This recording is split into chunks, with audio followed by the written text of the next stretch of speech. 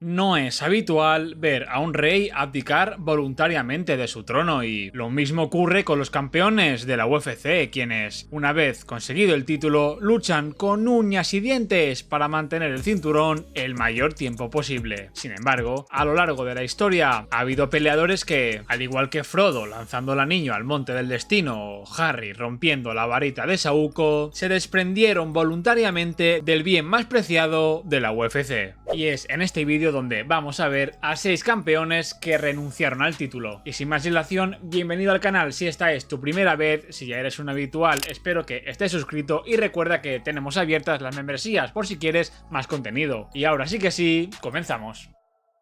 Georges St-Pierre. Quizás al oír el nombre de este legendario peleador, creas que me estoy refiriendo a cuando se retiró temporalmente del deporte durante 4 años dejando vacante el cinturón del peso welter, pero luego pensé que el canadiense, de hecho, sí llegó a perder en su día el título de las 170 libras muchos años atrás ante Matt Serra. Por esa razón, si St-Pierre está incluido en este vídeo es por el abandono del cinturón del peso medio en esa histórica vuelta al deporte en el UFC 217 ante Michael Bisping. Todos estaban entusiasmados con la vuelta de uno de los mejores de la historia. 9 defensas logradas en su etapa como peso welter. Y ahora, con su retorno a la compañía, habían ganas por ver de qué era capaz de hacer en las 185 libras. El de Canadá prometió que había vuelto para quedarse y, con esa gran victoria ante Bisping, GSP daba el pistoletazo de salida a su segunda etapa como campeón de la UFC. ¿Verdad? Pues nada más lejos de la realidad, ya que apenas, atención, 33 días después de conseguir el cinturón, George anunció que dejaba vacante el título, haciendo de su reinado como campeón el más corto en la historia de la UFC. St-Pierre lo pasó muy mal en su subida a la nueva categoría de peso, tanto que vomitaba casi toda la comida, meaba sangre, sufría de dolores estomacales infernales, y todo esto, ojo, lo ocultó para poder subirse al octágono. Ganó la pelea aun estando en esas condiciones, pero tras ese evento se hizo unas pruebas médicas donde le diagnosticaron una colitis ulcerosa y, al no saber cuánto tiempo le requeriría volver a competir, tuvo el noble gesto de dejar su título vacante para no bloquear el peso medio. I don't want to stall the division and make people wait because of me. You know, the world don't go around me. So for the respect, I did it. A priori, el GOAT del peso welter no se estaba retirando, simplemente se daría un tiempo para solucionar sus problemas de salud, pero por desgracia el tiempo pasó y, aunque el canadiense se recuperó en buena parte de su úlcera, nunca llegó a ningún acuerdo con la UFC a la hora de concretar una nueva pelea y, por ende, terminó finalmente anunciando su retiro definitivo a los 38 años de edad de las MMA. Khabib Nurmagomedov. El daguestaní es, sin duda, uno de los mayores misterios que nos dejará este deporte. ¿Qué hubiera pasado con su carrera si no se llega a retirar a los 32 años cuando mejor estaba luciendo? Es una desgracia pensar que ya jamás tendremos respuestas a esas preguntas. Khabib no tuvo el ascenso más meteórico hacia el título, ya que, en una mezcla entre lesiones y un estilo de combate no especialmente atractivo para el gran público, necesitó 9 peleas para llegar a tocar plata, pero una vez alcanzó la cima, jamás se bajó de ella. En el momento en el que Nurmagomedov se hizo con el cinturón, se transformó en una versión de peleador que no había mostrado apenas hasta esas fechas, ya que ni Conor McGregor, ni Dustin Poirier, ni Justin Gaethje tuvieron posibilidades de robarle el título a un campeón que se mostraba exageradamente dominante. Finalizando las 3 defensas del título que logró sumar, el futuro era más que brillante para un tipo que se convirtió en una de las mayores estrellas jamás vistas en la historia de las MMA. Ese cinturón tenía pinta de que se mantendría en sus manos durante un largo periodo de tiempo, pero llegados al fatídico año de la pandemia, su padre sufrió complicaciones con el COVID que le acabaron costando la vida. Esto destruyó por dentro al campeón y esa última victoria ante Justin Gaethje con su padre ya fallecido fue la última vez que se acabó subiendo a un octágono. La madre de Khabib le pidió a su hijo que dejara a un lado el deporte ahora que su entrenador y padre ya no estaba y él le prometió que jamás volvería a competir. Estando en su absoluto prime y con grandes expectativas por delante para convertirse, quién sabe, en el mejor peleador de todos los tiempos, el contador de victorias se quedó en un 29-0 y el cinturón del peso ligero quedó vacante tras la renuncia del ruso a este. Nunca perdió el cinturón. Nunca perdió en combate y nunca sangró. Puedes pensar lo que quieras de este señor, pero hay que admitir que su carrera es sin duda una para recordar. Henry Cejudo. Un aplauso para este pequeño gran hombre, ya que Cejudo no solo renunció a un cinturón, sino a dos, y de forma simultánea además. No contento con el éxito cosechado en los Juegos Olímpicos del 2008, donde se llevó la medalla de oro, Henry quiso seguir cumpliendo metas en los deportes de combate y vaya, lo hizo con creces, Primero, le arrebató el cinturón al campeón con más defensas consecutivas en la historia de la compañía, como lo fue Demetrious Johnson, y una vez logrado el cinturón del peso mosca, lo defendió en menos de un minuto ante TJ Dillashaw, que era en ese momento el campeón del peso gallo y estaba buscando el doble título. Pocos días después de esa pelea, su rival, TJ, el aún campeón del peso gallo, dio positivo por EPO y le tuvieron que sancionar con 2 años sin poder competir y, obviamente, la retirada del cinturón. El título quedó vacante y la UFC le dio a Henry la oportunidad de subir de división para intentar la gesta del doble campeonato. Y en el combate que enfrentó a nuestro prota y el brasileño Marlon Moraes, Triple C se llevó el gato al agua ganando por KO técnico en el tercer asalto, ganando el cinturón de las 135 libras y convirtiéndose así en el cuarto peleador en la historia en sostener 2 títulos simultáneamente. Y como ya tenía una defensa en el peso mosca, Cejudo se centró ahora en esta nueva división, donde también logró defender el título, esta vez ante el legendario Dominick Cruz. Justo en este momento, cuando se encontraba en la cima del mundo y en el prime de su carrera, Henry decidió renunciar a ambos cinturones al anunciar su retiro de las MMA. Esta decisión incomprensible de desprenderse de sus 2 bienes más preciados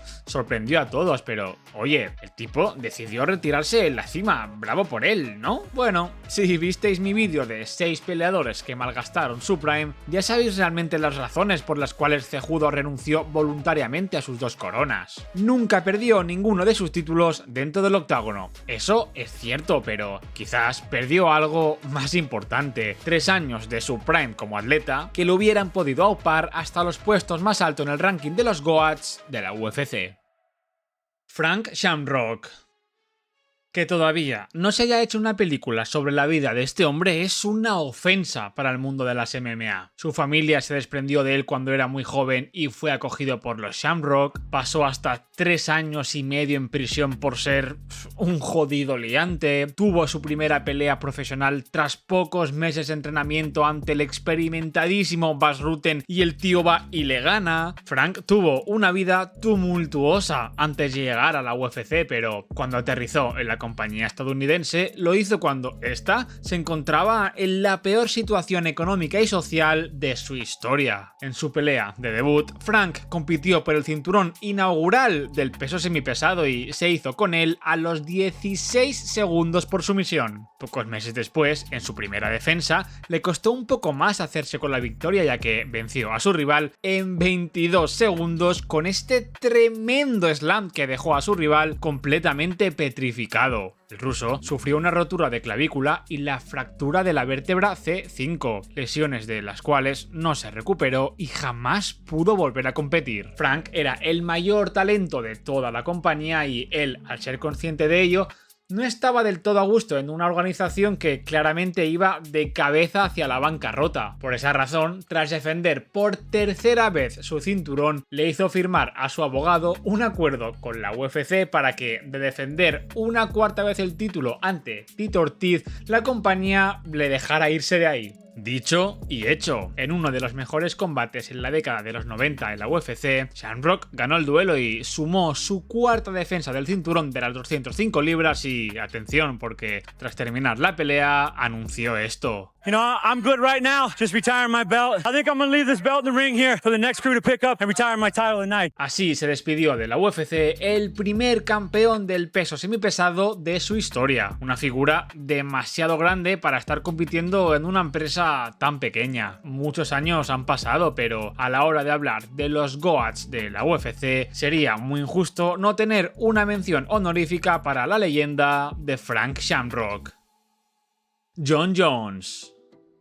Aunque Jones no llegó nunca a ser derrotado dentro del octágono, 3 fueron las veces que el cinturón dejó de estar en su poder cuando era de su propiedad. Eso sí, ojo, en las 2 primeras ocasiones no fue de forma voluntaria, ya que, claro, atropellar a una mujer embarazada o dar positivo por doping conlleva un coste muy elevado. Cuando Jon sumaba ya 8 defensas de su cinturón y parecía que el título se quedaría en sus manos hasta el final de los días, le dio por conducir ebrio, pagando esa imprudencia con el atropello a una pobre señora. Ese escándalo provocó que la compañía se viera obligada a quitar el título a su mejor peleador por mala conducta. Años después, pudo recuperar lo que era suyo cuando noqueó a Cormier en una de las peleas con más expectación en la historia de la compañía, pero semanas después de aquel día dio positivo por dopaje y el cinturón le volvió a abandonar, igual que el anillo único hizo con Gollum. Sin embargo, como el título de las 205 libras y Jones tenían una relación de amor-odio, volvieron a juntarse un tiempo después. La cabra defendió otras 3 veces su tesoro, sumando un total de 13 defensas a lo largo de sus varios reinados como campeón, pero al final, allá por el 2020, la motivación por seguir siendo el rey ya no estaba ahí. De hecho, mucha gente alegó que esa última defensa que tuvo en las 205 libras fue verdaderamente un robo y no mereció ganar ese combate. Esta última versión de Jones no era ni la sombra de lo que fue años atrás, donde derrotaba leyenda a leyenda, vamos, con una facilidad pasmosa. Por esa razón, decidió tomar una dolorosa pero necesaria decisión. El GOAT se hartó de su aventura como semipesado y 9 años después de haberse convertido en el mejor 205 libras del mundo, dijo oficialmente adiós a su cinturón para buscar uno nuevo en el peso pesado. Aun con sus luces y sus sombras, una cosa está clara: jamás volveremos a ver a ningún otro campeón defendiendo su título 9 años después de haberlo conseguido por primera vez. Fue un movimiento arriesgado por parte del campeón, pero después de decir adiós de forma voluntaria a su trono, sí lograría el objetivo de conquistar uno nuevo 3 años después. Y esta es una de tantas razones por las cuales hay un consenso casi unánime en que Bones Jones es el mejor peleador en la historia de la UFC. Ilia Topuria. Una decisión arriesgada. El hispano-georgiano sabía desde bastante antes de convertirse en el campeón de los Pluma que su estancia en esa división no sería muy extensa, ya que los cortes de peso eran demasiado duros. Pero una cosa es decirlo cuando estás a 5 peleas de competir por un título y otra es hacerlo cuando lo tienes adornando tu salón. Ilia pasó por la división de las 145 libras como una pisonadora, logrando primero el cinturón ante el reconocido por muchos como el mejor pluma de toda la historia y después defender su título noqueando a una de las mejores mandíbulas que han existido en la faz de la tierra. Este tremendo éxito deportivo le llevó a convertirse en una estrella, principalmente en los 2 países que él reconoce como suyos. Ahora, con ese título entre manos, comenzaba lo bueno, ya que bien es sabido que un campeón se lleva una pequeña parte del dinero generado con cada venta de pay-per-view y, además, ser reconocido como el rey de tu categoría en la UFC es un negocio muy lucrativo para cualquier peleador. Antes de noquear a Max, Ilia ya había dejado caer alguna que otra vez su intención de subir al peso ligero para retar, sobre todo a Islam Makhachev, pero sin embargo, después de esa victoria contra Holloway y el abrazo en el mismo octágono con Volkanovski, donde parece que sellaron una futura revancha, nos daba algún indicio de que quizás la etapa de Ilia Topuria como el campeón del peso pluma aún no había llegado a su fin. El matador, sin embargo...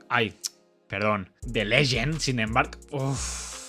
Qué difícil se me hace el apodo, ¿eh? Querido espectador, ojalá estés viendo este vídeo en 2028 y ya nos hayamos acostumbrado, porque a mí me está costando mucho, la verdad. Bueno, como os estaba contando, Ilia no se podía quitar de la cabeza buscar la gloria en una nueva división, pero la UFC ha cambiado y para que Topuria pudiera subir al ligero tendría que renunciar a su trono en el pluma, siempre y cuando, eso sí, según contó Ilia, le garantizaran al 100% una pelea titular nada más aterrizar en las 155 libras. Se acabó el tiempo de los dobles campeones. Ahora los peleadores tendrán que tomar una decisión vital, decir adiós al cinturón y todo lo que eso conlleva para ir a por un nuevo sueño o quedarse en la zona de confort. ¿Pastilla roja o pastilla azul? Ilia escogió la roja y, unos meses después de sumar su primera defensa titular, la compañía anunció que el rey renunciaba a su trono. Grabo esto en abril del 2025, amigo, si vienes del futuro, por favor, dime si esta arriesgada decisión de decir adiós al título del peso pluma para poder ganar el del peso ligero salió bien o no, aunque pensándolo bien, quizás el verdadero triunfo no radica en conquistar un nuevo cinturón, sino en tener el coraje de dejar atrás la seguridad de lo conocido para perseguir un sueño aún más grande. Así que, ¿sabes qué, amigo del futuro? Olvídalo. Si las cosas no le acaban saliendo bien, recuerda que, más allá del resultado, el acto de arriesgarlo todo por lo que quieres es, en sí mismo, una victoria. Si crees que es cara la factura de haber fallado, espera que te llegue la factura de ni siquiera haberlo intentado. Espera que te llegue. Si crees que estás pagando mucho por haber cometido un error, habiéndolo intentado, espera al día en el que no lo intentes el pago que vas a tener. El pago mental, psicológico que vas a tener de no haber ni siquiera haber tenido la valentía de haberlo intentado.